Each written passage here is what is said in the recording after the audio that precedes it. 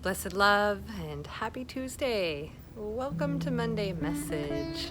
It's been another one of those weeks and it's only Tuesday.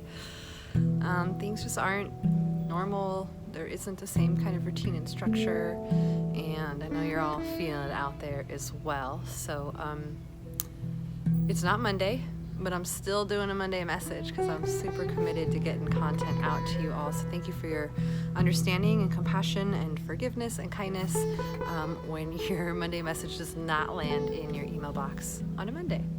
But here it is, Monday Message. I got a really great one. I feel like I say that every video. They're all good. This one is good. This quote is a good one, and I'm excited to unpack it for you guys, or just at least talk about it. So today's quote is by a teacher known as Osho. Some people know him as Rajneesh, and I'm super aware of how controversial he is. I used to study his books when I was a senior in high school. I found Buddhism, and then I found Osho, and I continue to read his books. All the way up until just a few years ago. I love his writings. I love his books. I love his teachings that are in those books. They're phenomenal. They're simple, and I just really enjoy them. And then I saw the Netflix series on Osho, and so I know he's controversial. I know there's so much. So with all that aside, and if you don't know, you can go to Netflix and you can watch the show Wild Wild West or something like that, Wild Wild Country, and learn all about Osho's story. But let's just put the person aside for a minute.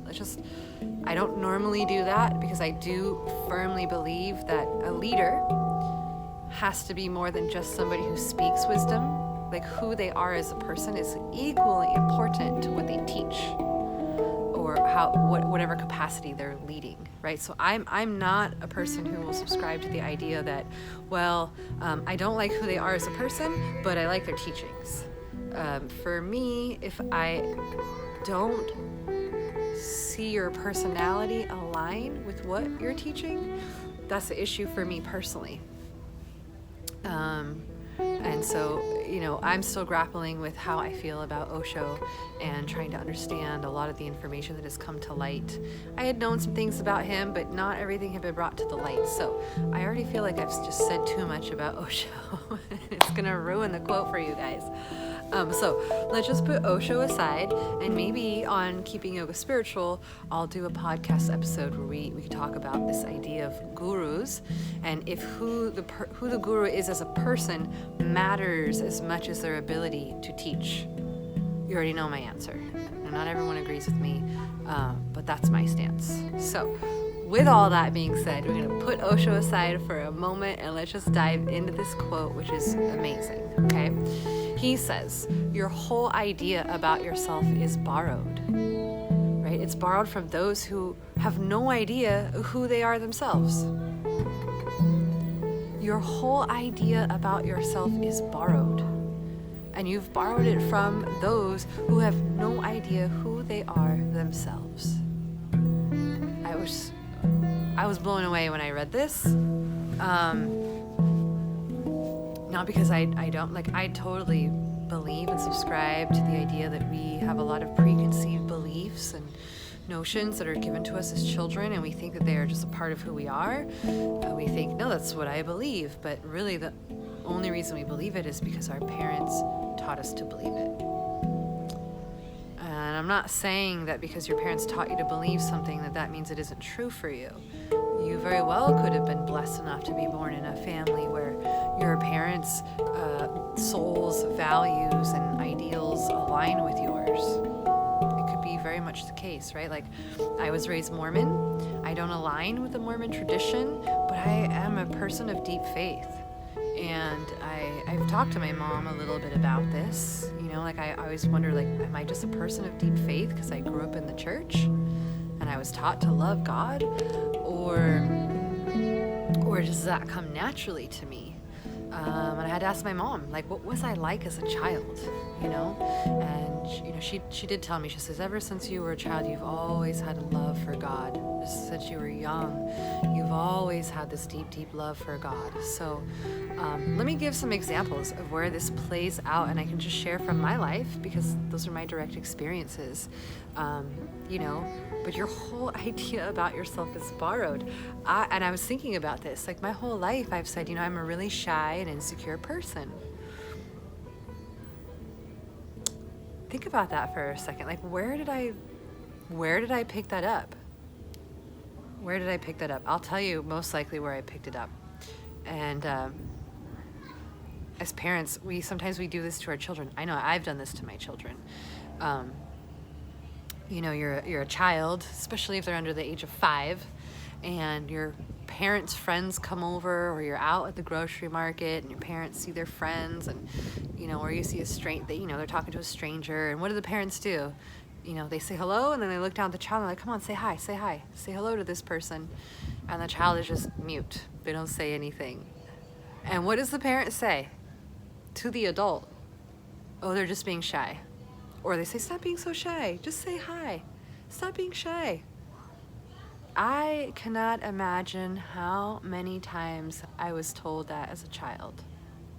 I do have recollection of my parents constantly telling people that I was really shy because I just wouldn't speak in front of other people. And I wonder, am I shy by nature, or did I become shy because I was told stop being so shy, when maybe as a 3-year-old I just didn't want to say hi to the stranger because 3-year-olds are like that. They don't want to do something, they don't do it. It's not because they're shy, they just don't want to do it, they don't do it. So as a child, if you spilled a lot, you dropped things a lot, you get labeled, you get called klutzy or clumsy, right? And then you grow up your whole life thinking that you're the klutz, that you're clumsy. And then what happens is the world is trying, it's like we find ways within the world to prove to ourselves that we're right. We find ways within the world, the universe conspires with us to prove what we believe as right. It wants us to align with that truth that we have inside. And so it gives us evidence to show that, oh, it's true. This person thinks that, so let's reveal that. Let's show that that's true for them because that's what they're thinking. So I want you to think back to your childhood. And maybe it wasn't your parents. Maybe you had great parents. But maybe it was a friend. Right? Or this is one too, is like your whole idea about yourself is borrowed. Like little girls especially who are called bossy. I was never called bossy. I always got bossed around by the bossy girls. But when I look back, and as an adult, when I see children that are like that, or I hear adults talk about children that are like that, they're like, God, that little girl's so bossy. If I hear the adult say it to the child, I immediately want to run over to that child and be like, you're being called bossy because you're a boss, because you're a leader. You got the quality in you, but somebody else is going to tell you what it is, and now you've borrowed that idea about yourself, and you're like, oh, that person said I was bossy, I must be bossy. And you'll never harness your leadership skill because your whole idea about yourself is borrowed. And nonetheless borrowed from people who have no idea who they are themselves. This is why association is so important. This is why I try to keep my teachers really close to me and the people that I look up to really close to me, because those people know who they are. They've done work on themselves, they've done their spiritual work, and they have a certain amount of clarity that I respect and admire. And so I know that they know who they are. And because they know who they are, it doesn't get all mixed up with who I am, and there isn't all this projection and deflection and blaming. And I can trust them when they say, I see you and I see this in you. Because they have clarity, they can see me better than I see myself. Because I'm just busy basing my whole idea about myself on borrowed ideas.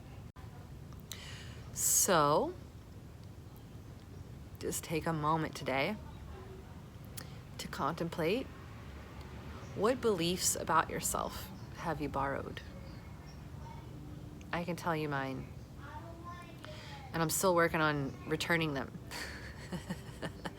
You know, like when you pulled something out of the garage because you know, like, oh, I gotta get that back to that person. It's not mine. I've kind of pulled them out. Like I know they're not mine, but I still technically have them. So working those things out, you know, but the whole idea about yourself is borrowed. You know, my ideas about myself that are borrowed are that I'm just a dumb girl.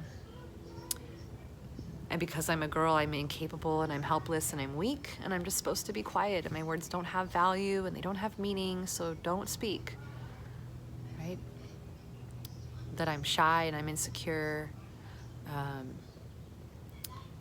It's just, I could go on and on and on, right? Ultimately, they all lead to this borrowed idea that I am not enough. And I'm not enough. And I'm pretty sure all of your borrowed ideas about yourself can boil down to the same thing, that you're not enough. Or you got labeled something that you aren't just because you had one emotional outburst. Like you got super mad one time and all of a sudden now you're the angry person. And then you live your whole life playing out the role of the angry person because this is what people told you you were. The angry person, right? So just, I'm not saying that you get to just blame the others from which you have borrowed these ideas from, right? But it's good to, it's not about blaming and pointing the finger and like, oh, geez, mom and dad, it's all your fault that I'm so fucked up. I mean, you can do that if you want. And for some of us, that may be part of your process. I think when we're young, when we're teenagers, when we're in our early 20s and into our early 30s, I think that is very naturally a part of the process, is to blame others for why we are the way we are, until we can mature enough and grow enough and get enough clarity and insight where we start to actually take accountability for ourselves. Your parents parented you, and sure, they loaned you some ideas about yourself, but who's the parent now? Are your parents still parenting you? Or did you ever pick up the baton and start parenting yourself when you became of age? Because who parents you after you become of age and your parents aren't, they're still your parents, but you know what I mean? They're not your parents teaching you and rearing you.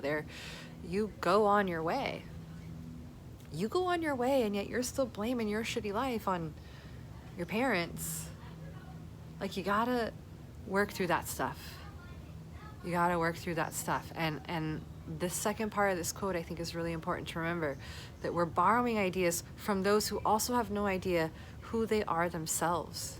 Like, for a long time, I was super frustrated and upset with my parents.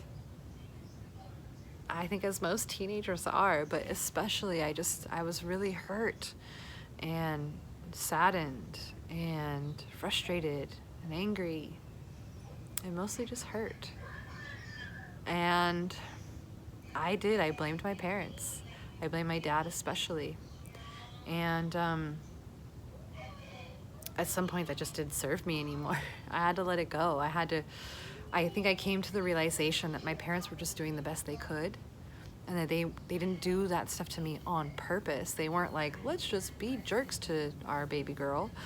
Like, they were doing their best. It's just their best was what it was. And they didn't have the tools that I have. They hadn't read the books that I have read. They haven't studied these ancient teachings like I've studied. They didn't have the tools and the wisdom and the insights that I have.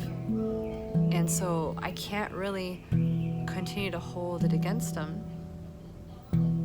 Rather, I can start to have compassion and empathy and understanding and go, wow, especially now that I'm a parent, it's not easy.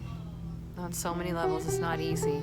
I'm not saying that that's an excuse for parents to be abusive, whether it be physically, emotionally, mentally, or verbally. There's no excuse for that. But it helps me sift through everything and not harbor so much anger and resentment. You know, I just gotta let go of that expectation of my parents that, like, man, they should have done a better job. They did the best they could with what they had.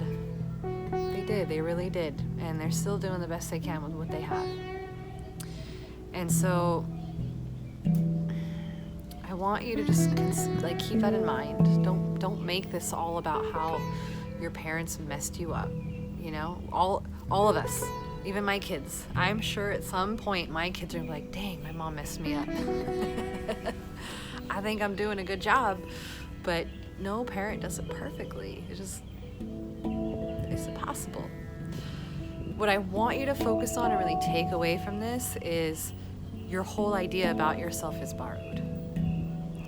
And don't spend a lot of time picking it apart, detailed, like nitty gritty, getting into it. Like, just go, yeah, you know, am I a shy person? I don't know. Maybe I was just told I was shy. Let me explore that. Let me try to unbelieve that for a moment and just see what happens. Can I just unbelieve? Here's another one I was told, that I was lazy. I was told this all the time. You're so lazy. You're lazy. You're just being lazy. You're lazy. Like over and over and over, day after day after day. I was lazy. And, you know, my dad was super OCD about a lot of things, but cleanliness was one of them. And so, you know, he had ample opportunity to tell me that I was being lazy. And so to this day, I still will often think I'm not working hard enough. If I take a break, I'll think, God, you're slacking off, like you should be working. Because I've been told that I'm lazy. And so I don't allow myself to take breaks because I'm afraid somebody's going to say, look, see, she's lazy. I knew it. And so I have to unbelieve that. I am still working on unbelieving that one. And that I'm not lazy and that it's okay to take rest. So just take some time, take a lot of time to think. This isn't just like a 15-minute pondering. This is something you kind of tuck away in the heart and you observe yourself over time and just start to question, like, am I really that way? Or did I just learn? Was I just told that I'm not artistic? Right?